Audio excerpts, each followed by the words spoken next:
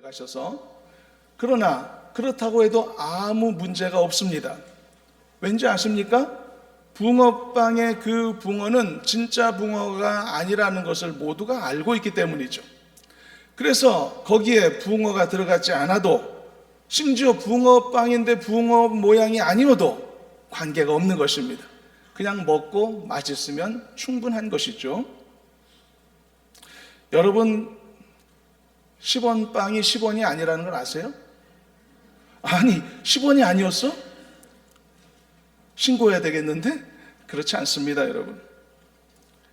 모두가 다 압니다. 이 10원 빵을 3,000원, 4,000원 그렇게 팔아도 아무도 고발하지 않습니다. 왜냐하면 10원 빵의 10원은 그 가격을 알려주는 정보가 아니라는 걸 모두가 다 알고 있기 때문이죠. 옛날에 여러분 어느 시점에 우리나라에 말이죠, 상품의 이름이 일괄적으로 바뀐 적이 있었습니다. 사과 캔디가 사과 맛 캔디로 바뀌었고요, 딸기 아이스크림이 딸기 맛 아이스크림으로 다 바뀌었습니다. 진짜 딸기가 들어있지 않으면 딸기라는 이름을 붙일 수 없다, 정부에서 결정했던 것이죠. 여러분, 왜 게맛살이 게맛살인지 아세요? 게맛살에는 게가 안 들어있기 때문에 게맛살인 것입니다. 그러나 이런 것들은 문제가 없습니다. 본질이 아니기 때문에, 모두가 사전에 인지하고 있는 상식 안에 있기 때문에. 그런데 여러분, 조금만 더 들어봐 주십시오. 좀 실소 같은 것이지만, 붕어찜에 붕어가 들어있지 않다면 그건 뭘까요, 여러분? 그것도 괜찮나요? 그건 심각한 상황인 것입니다. 붕어빵에는 붕어가 없어도 괜찮습니다. 그러나 붕어찜에는 반드시 붕어가 들어있어야 됩니다. 만일 붕어찜에 붕어가 없는 걸 발견하셨다면 그때는 신고를 권장드립니다. 신고해도 됩니다. 이유는 붕어찜에서의 그 붕어는 대체되어서는 안 되는 그런 본질에 해당되는 것이기 때문입니다. 자, 본론입니다. 이처럼 이 세상에 아무리 많이 변화되고 세상이 간편해지고 바뀌어지고 세상의 모든 것들이 뒤죽박죽 섞인다고 하더라도 본질에 해당되기 때문에 포기될 수 없는 것들이 존재하더라는 것이죠. 기독교 신앙에서도 마찬가지입니다. 우리의 믿음에서도 대체될 수 없는 가장 중요한 본질 중에 하나가 무엇인가? 그게 바로 부활이라는 것입니다. 예수 그리스도의 부활하심을 믿는 우리의 부활신앙은 그래서 우리의 믿음 생활에 있어서 본질에 해당된다는 것입니다. 그러므로 나는 예수 믿는 사람입니다라고 나의 신앙 고백하는 내 고백 속에는 나는 예수님이 부활하셨음을 믿어요 라고 하는 믿음의 본질적인 고백의 요소가 반드시 들어가 있어야 되는 것입니다. 만일 어떤 사람의 믿음 속에 이 본질적인 요소가 없다면, 부활신앙에 대한 고백이 없다면 그건 문제가 있는 것입니다. 본질을 상실했기 때문에. 이처럼 예수 그리스도의 부활하심을 믿고 예수 그리스도를 믿는 나와 같은 모든 성도들의 부활을 믿는 이 부활신앙은 내 믿음의 본질로서 절대 가상적인 그 무언가로 대체될 수 없다는 사실, 그리고 추상적인 어떤 것으로도 치부될 수 없다는 사실, 마치 붕어빵처럼 모양만 비슷한 어떤 것으로 대체되어서는 안 된다는 것을 알아야 하는 것입니다. 가상현실이 절대 현실이 될 수는 없는 것처럼 예수 그리스도의 부활하심은 역사적 사건이며 실체적 진실에 속한다는 것을 잊지 마시길 바랍니다. 그리고 이것을 믿는 우리의 믿음도 역시 결코 가상적인 것이 아니고 관념적이거나 추상적인 것이 아니고 비유적이거나 상징적인 것도 아니라는 사실을 이해하시고 여러분 꼭 마음속에 새기실 수 있길 바랍니다.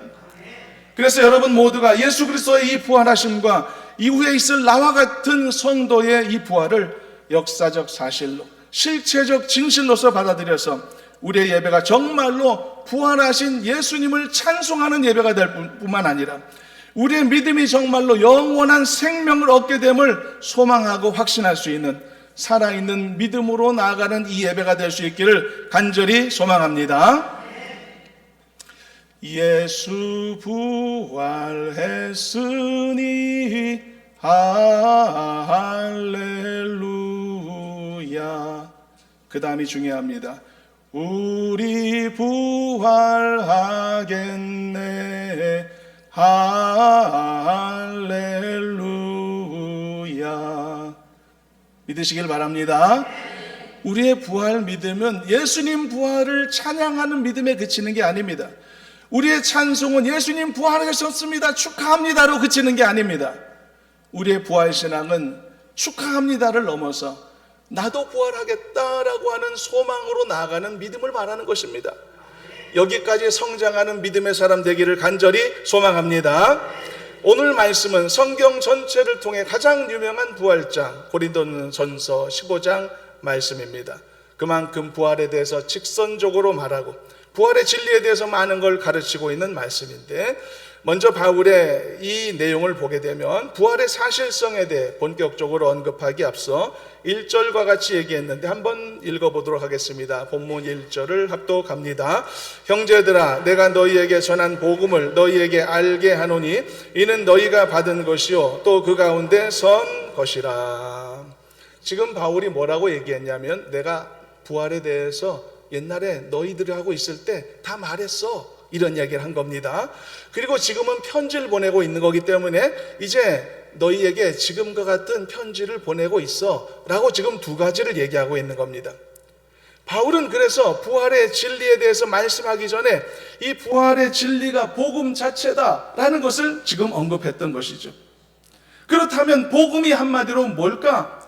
바울에게 있어서 복음이란 바로 부활하신 예수님 그 자체인 것입니다. 로마서 1장 2절 4절 말씀에 바울의 또 다른 기록을 잠깐 읽어보도록 하겠습니다. 영상을 통해서 함께 읽어봅니다. 이 복음은 하나님이 선지자들을 통하여 그의 아들에 관하여 성경에 미리 약속하신 것이라. 그의 아들에 관하여 말하면 육신으로는 다윗의 혈통에서 나셨고 성결의 영으로는 죽은 자들 가운데서 부활하사 능력으로 하나님의 아들로 선포되셨으니 곧 우리 주 예수 그리스도시니라.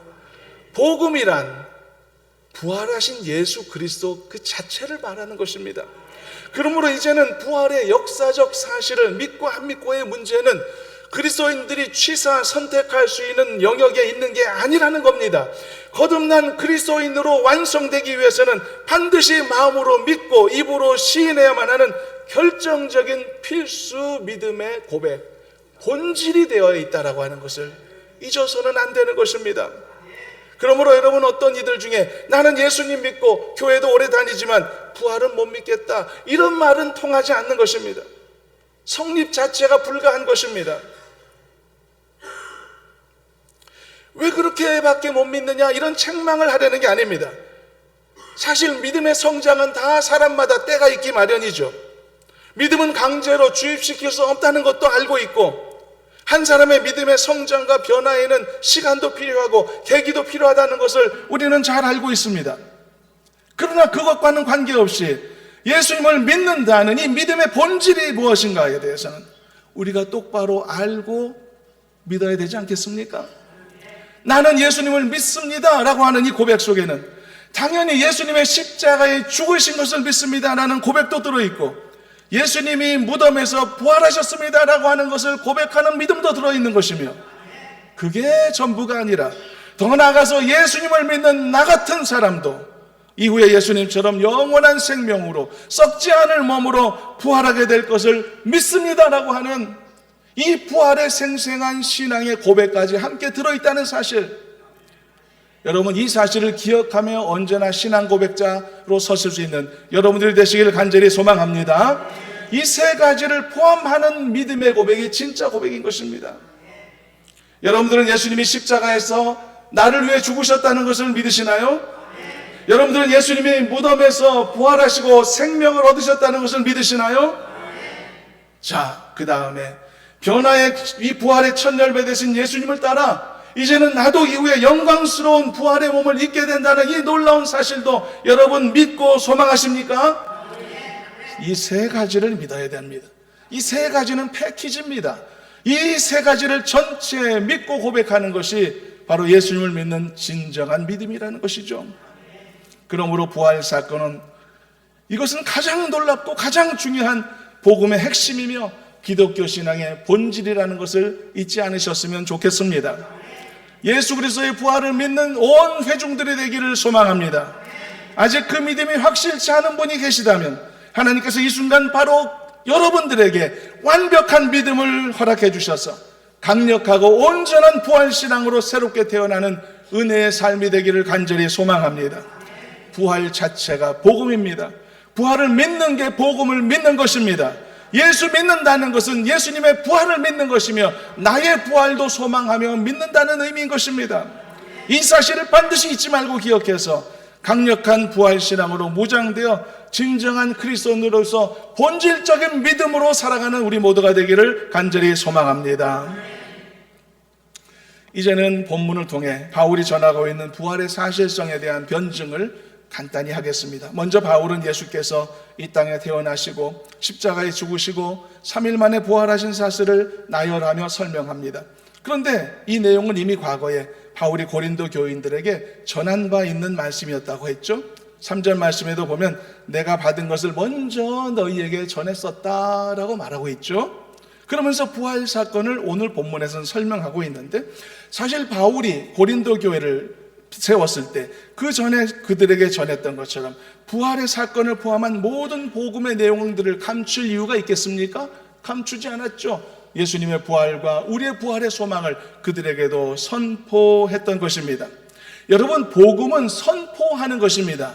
설득하는 게 아닙니다. 복음은 선포하는 것입니다. 그리고 선포하면 하나님의 은혜를 받은 자들이 성령의 감화 감동을 통하여서 선포된 복음을 믿게 되고 받아들이게 되는 것입니다. 이것이 복음의 역사인 것이죠. 그래서 사도 바울도 고린도 성도들에게 처음에는 이 부활에 대한 놀라운 복음을 선포했었던 것입니다. 그래서 복음은 언제나 설명되기 전에 선포되어야 되는 것입니다. 그 선포된 복음을 들은 자는 들을 귀를 하나님께서 허락해 주시게 되어 성령 안에서 허락함을 받아 그 복음의 말씀을 내 안에 새기는 것이죠. 그렇지만 오늘 본문에서만큼은 부활의 사실성에 대해서 바울은 고린도 성도들에게 설명, 즉 변증을 하고자 했습니다.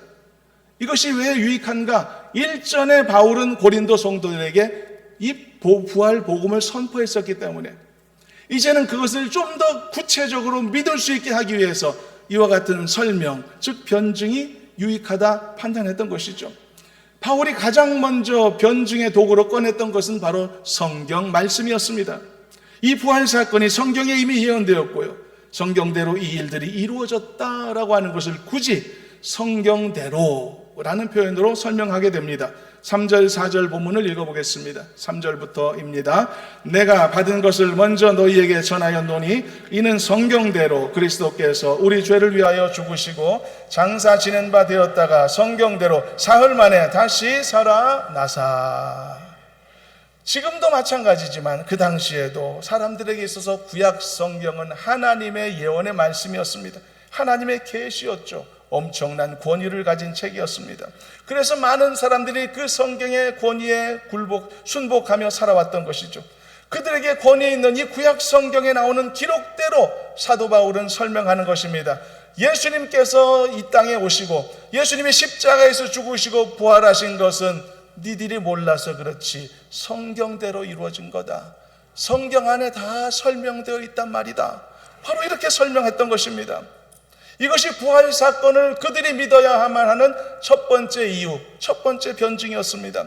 그리고 두 번째로 이 부활의 사실성에 대하여 설명하기에 내놓은 바울의 증거는 이 부활하신 예수님을 실제로 많은 사람들이 보았다는 사실에 대한 설명입니다. 여러분, 바울이 살아서 고린도전서를 기록할 당시는 여전히 예수님의 부활의 사건을 목격한 사람들이 다수 살아있던 시대였습니다. 그렇기 때문에 증인들이 많이 있었다는 뜻입니다. 그 내용에 대한 설명이 4절부터 8절입니다. 한번 이것도 읽어보시겠습니다. 4절부터입니다. 장사 지낸 바 되었다가 성경대로 사흘 만에 다시 살아나사 게바에게 보이시고 후에 12제자에게와 그 후에 500의 형제에게 일시에 보이셨나니 그 중에 지금까지 대다수는 살아있고 어떤 사람은 잠들었으며 그 후에 야고보에게 보이셨으며 그 후에 모든 사도에게와 맨 나중에 만삭되지 못하여 난 나 같은 자도 내게도 보이셨느니라. 여러분, 목격자의 존재 앞에서는 모든 음모론이 사라지는 겁니다. 자신의 신앙, 불신앙을 정당화하고, 그리고 자신의 그 믿지 못함을 미화시키려는, 그리고 그것을 그래서 의심하려는 그런 많은 사람들 앞에서는 생생한 목격자만큼 중요한 존재가 없겠죠. 할 말을 잃어버릴 수밖에 없을 겁니다. 게다가 바울은 부활하신 예수님이 단지 제자들에게만 보이셨다거나, 아니면 폐쇄된 공간에서 특정한 사람들에게만 경험되었다거나 이렇게 말하지 않습니다. 6절 말씀 중에 보니까 500명이 넘는 많은 무리들 앞에서도 예수님의 부활하심의 모습이 나타나기도 했었고요. 그리고 그들 중에 많은 사람들은 지금도 너희들 곁에 건강하게 존재하고 있지 않느냐라고 반문하고 있는 겁니다. 이처럼 실제로 목격한 목격자들의 증거만큼 생생한 것이 있겠습니까? 많은 목격자들이 있다는 것은 예수님의 부활하심을 움직일 수 없이 우리가 고백할 수밖에 없는 중요한 변증의 요소입니다. 마지막 세 번째, 바울이 부활의 사실성을 변증하게 내오는 또 하나의 도구는 부활하신 예수님을 만나서 변화된 자기 자신의 모습이었습니다. 이것은 오늘날 우리들에게도 의미심장한 부분입니다. 먼저 바울은 자신의 옛날에 부족했던 모습을 언급합니다.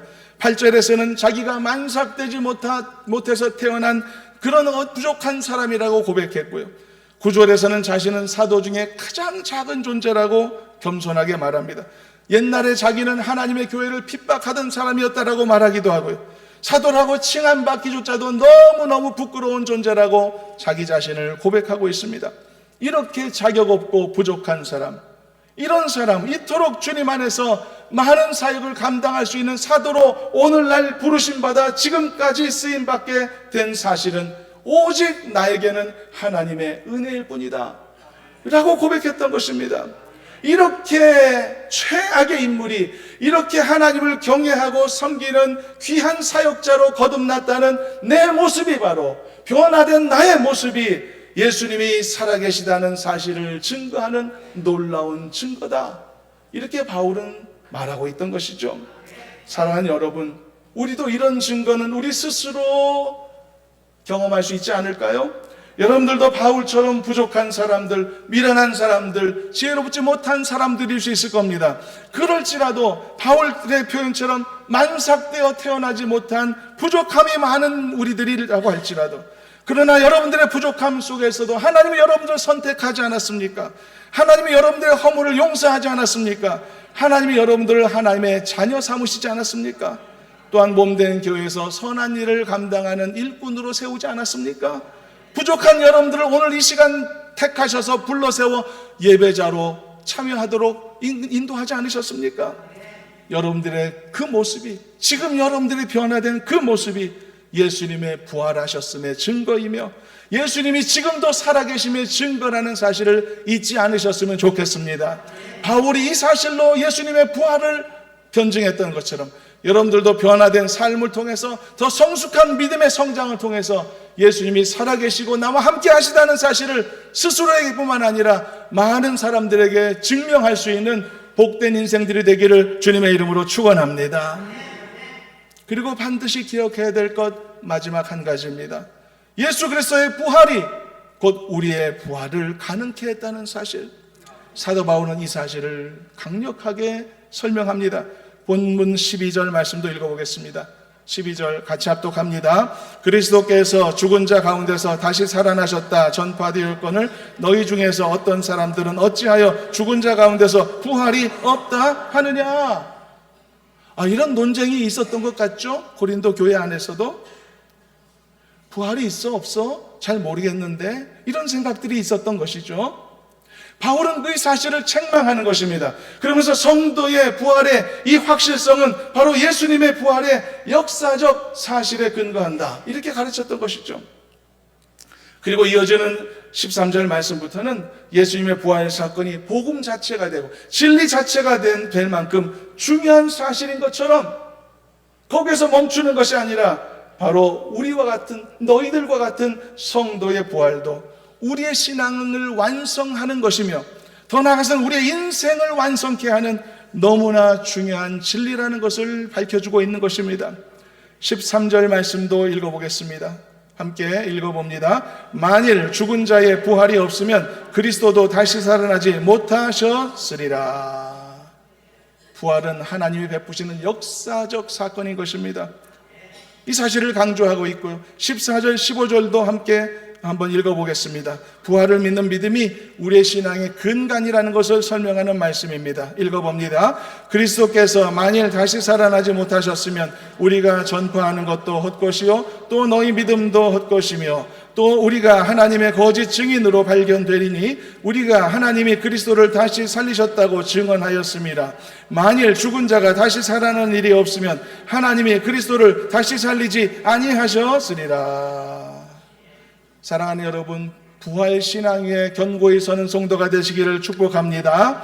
그리고 더 견고한 부활 신앙 위에 서게 해주시라고 하나님 앞에 언제나 기도하실 수 있기를 바랍니다. 주님, 성경의 진리 위에 서게 해주시옵소서. 예수님의 대속하심, 십자가 지심, 예수님의 부활을 의심 없이 확고하게 믿는 사람 되게 해주시옵소서. 그리고 예수님을 믿으면 나도 썩지 않을 몸으로 변화되어서 영생의 부활을 이루게 된다는 사실을 믿고 소망하게 해주시옵소서. 이렇게 항상 기도하시길 바랍니다. 그러므로 고린도전서 15장에 나오는 이 말씀이 나에게도 지금 선포되고 있는 이상 예수님의 부활하심과 예수 믿는 나도 그 부활에 참여하게 된다는 것은 너무나 명백한 진리이고 하나님의 약속으로서 우리에게 주어진 줄로 믿습니다. 하나님이 성경을 통해 예언하셨고요, 수많은 증인들이 살아있고요, 부활하신 예수님을 만나 변화된 많은 사람들의 삶이 증거하고 있고요, 또 부활 자체가 우리의 믿음의 근간이 되고 있고요, 그리스도인이 이 땅에 사는 삶의 이유로서 우리에게 주어진 말씀이기에, 소망이기에 예수님의 부활은 역사적 사실이며 우리에게 이루어질 놀라운 소망이 되는 줄로 믿습니다. 이후에 있을 성도의 부활도 역사적 사실인 것이죠. 예수 부활했으니 할렐루야. 그 다음에 뭐였죠? 우리 부활하겠네. 한번 같이 해보겠습니다. 우리 부활하겠네. 할렐루야. 찬송한 대로 되어지기를 소망합니다. 자, 본문 20절을 마지막으로 읽고 마무리하겠습니다. 본문 20절 다 같이 소망을 담아 합독하고 마칩니다. 그러나 이제 그리스도께서 죽은 자 가운데서 다시 살아나사 잠자는 자들의 첫 열매가 되셨도다. 대일교회 모든 성도들도 조금도 흔들리지 않는 견고한 부활신앙으로 무장하여서 주님이 정하신 바로 그날에 여러분들도 썩지 않을 새로운 육신을 입으시기를 바라고 주님과 함께 영원히 기쁨으로 살게 되는 영생의 축복을 누리는 우리 모두가 되기를 주님의 이름으로 축원합니다. 주님 감사합니다. 부활신앙을 주셔서 감사합니다. 산 소망을 주셔서 감사합니다. 우리도 견고한 부활신앙에 서도록 도와주시며 온전한 십자가의 군사들로 믿음으로 사는 저희들 되게 해 주옵소서. 예수님의 이름으로 기도하옵나이다. 아멘.